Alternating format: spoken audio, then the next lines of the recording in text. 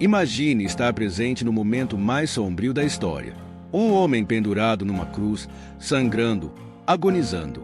De repente, o sol desaparece, um terremoto sacode a terra e o véu do templo se rasga ao meio. Em meio a esse caos, um centurião romano, acostumado à brutalidade das execuções, olha para aquele homem e declara: verdadeiramente, este era o Filho de Deus. O que levou o oficial do exército mais poderoso do mundo a fazer essa declaração? O que ele viu nos últimos momentos de Jesus que mudou sua perspectiva? Mas antes de começar o vídeo, um pequeno aviso. Assista até o final, pois eu tenho uma surpresa especial para você. Tenho certeza que você não vai se arrepender. A história de Jesus é uma das mais impactantes de toda a humanidade.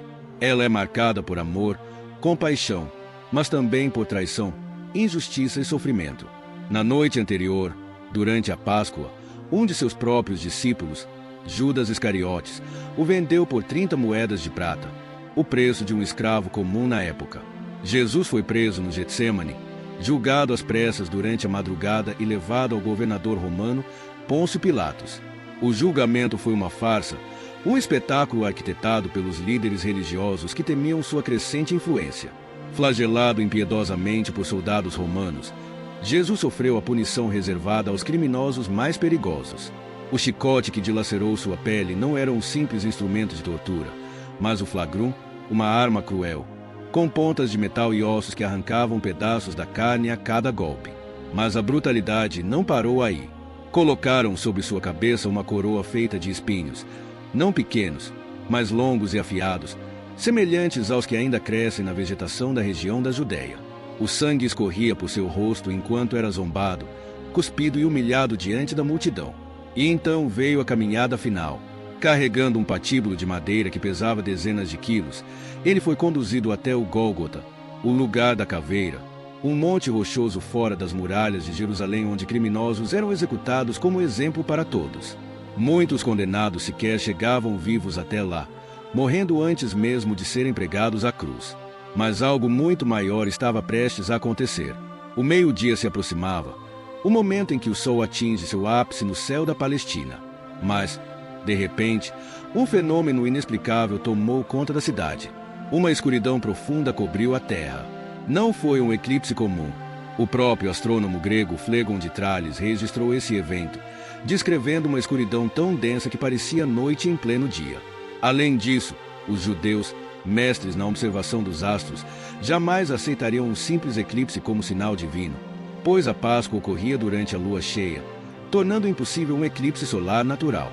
Os que estavam presentes começaram a murmurar. O medo se espalhou. Algo incomum estava acontecendo. E para aqueles que testemunharam essa cena, não havia dúvida. Aquilo era um sinal dos céus. Mas o que ele realmente significava? E o que estava prestes a acontecer com Jesus naquela cruz? A resposta viria em questão de instantes. A escuridão pairava sobre Jerusalém como um manto sombrio, denso e impenetrável. O tempo parecia ter parado. O ar estava carregado, pesado, como se a própria natureza prendesse a respiração diante do que estava prestes a acontecer.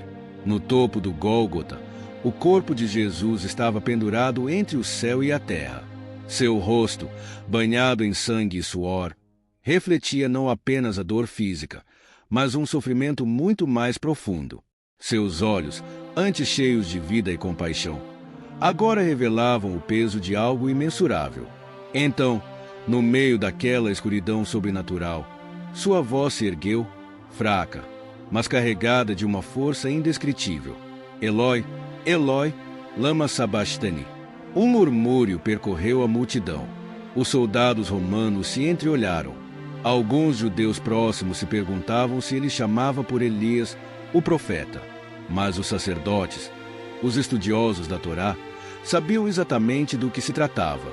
Aquela frase ecoava os primeiros versos do Salmo 22, um texto antigo que descrevia, com precisão assustadora, o sofrimento de um justo abandonado, um homem transpassado, cercado por inimigos, cujas vestes seriam sorteadas entre seus algozes. Mas havia algo mais naquela frase, algo mais profundo, porque ele, que tantas vezes chamara Deus de Pai, agora o chamava apenas de meu Deus. o que estava acontecendo naquele instante. O silêncio se espalhou, até os zombadores se calaram. O próprio templo de Jerusalém, a quase 1 quilômetro dali, começou a tremer. Algo estava prestes a ruir. E então, aconteceu. Dentro do templo de Herodes, um dos lugares mais sagrados para os judeus, o véu que separava o Santo dos Santos, uma cortina espessa de mais de 18 metros de altura, se rasgou de alto a baixo. Esse véu, que segundo historiadores como Flávio Joséfo era tão grosso que bois atrelados a cordas não conseguiriam rompê-lo, foi dilacerado como se fosse um simples tecido. Os sacerdotes que estavam no templo caíram no chão, aterrorizados. Eles sabiam o que aquilo significava. O Santo dos Santos era o local mais sagrado do judaísmo, onde apenas o sumo sacerdote podia entrar, e apenas uma vez ao ano, no dia da expiação. Aquele véu simbolizava a separação entre Deus e a humanidade. E agora havia sido removido. O sacrifício definitivo havia sido feito. De volta ao Gólgota, o ar ficou ainda mais denso. Jesus levantou a cabeça uma última vez. Seus olhos, agora voltados para o alto, pareciam atravessar os céus. Então, com o último fôlego, ele pronunciou as palavras que selariam seu destino. Está consumado. Seu corpo relaxou. O peso da morte tomou conta. E naquele instante, a terra tremeu. Rochas se partiram. Túmulos se abriram. O próprio mundo parecia estremecer diante do que acabará de acontecer. Os soldados romanos, homens treinados para a guerra, ficaram imóveis. Um deles, um centurião experiente, que já havia presenciado incontáveis execuções, olhou para o homem na cruz, com os olhos arregalados, murmurou com um misto de espanto e reverência. Verdadeiramente, este era o Filho de Deus. Mas a história ainda não havia terminado. Algo muito maior estava por vir. O soldado romano observava em silêncio. Seu olhar, antes endurecido pelas batalhas e execuções que testemunhara, agora estava fixo na cruz. Ele já havia visto incontáveis homens morrerem, criminosos suplicando por suas vidas, rebeldes amaldiçoando Roma até o último suspiro. Mas este homem era diferente. Jesus não gritou em desespero, não rogou por piedade, não amaldiçoou seus algozes. Pelo contrário, ele perdoou. A cada açoite, permaneceu em silêncio. A cada insulto, respondeu com misericórdia. E quando exalou seu último fôlego, o fez com a dignidade de um rei, como alguém que não estava sendo vencido pela morte, mas sim a abraçando. Então, o solo começou a tremer. O centurião cambaleou, instintivamente segurando a empunhadura de sua espada. O terremoto foi súbito, violento, diferente de qualquer tremor que já sentirá. Rochas se partiram, túmulos se abriram. A própria terra parecia reagir àquele momento. E naquele exato instante, algo dentro dele também se partiu. O medo, a dúvida, as certezas que carregava desde sua juventude como soldado de César, tudo ruiu. Ele, um romano, um oficial do império mais poderoso do mundo, acostumado a olhar para os judeus com desprezo, agora contemplava um condenado e sentia uma verdade que jamais imaginou sentir. Seus lábios se abriram antes que sua mente pudesse processar as palavras. Verdadeiramente, este homem era o Filho de Deus. Foi uma declaração perigosa, uma frase que, se ouvida pelas pessoas erradas, poderia custar sua posição ou até sua vida.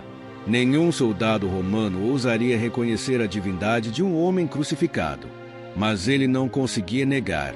O que o levou a essa conclusão seria a maneira como Jesus enfrentou a morte, o véu do templo rasgado, a escuridão sobrenatural que cobrira a terra, ou algo muito mais profundo, algo invisível aos olhos, havia tocado sua alma naquele instante.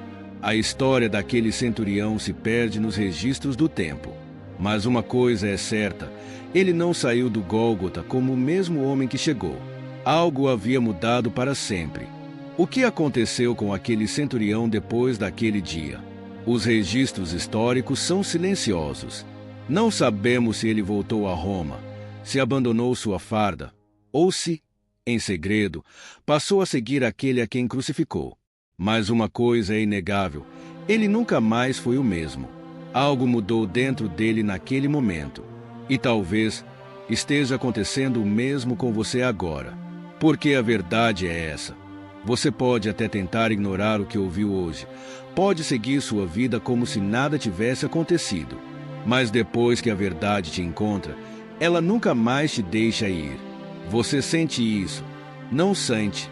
Jesus não foi apenas um personagem da história. Ele não foi só um profeta, um mártir ou um revolucionário. Ele morreu ali, mas morreu por você. E agora, o que você vai fazer com isso? Talvez você ainda tenha dúvidas. Talvez algo dentro de você esteja inquieto, tentando entender tudo isso. Então, antes de encerrar, eu tenho um convite especial. Eu quero te convidar a assistir ao vídeo que está no link abaixo na descrição.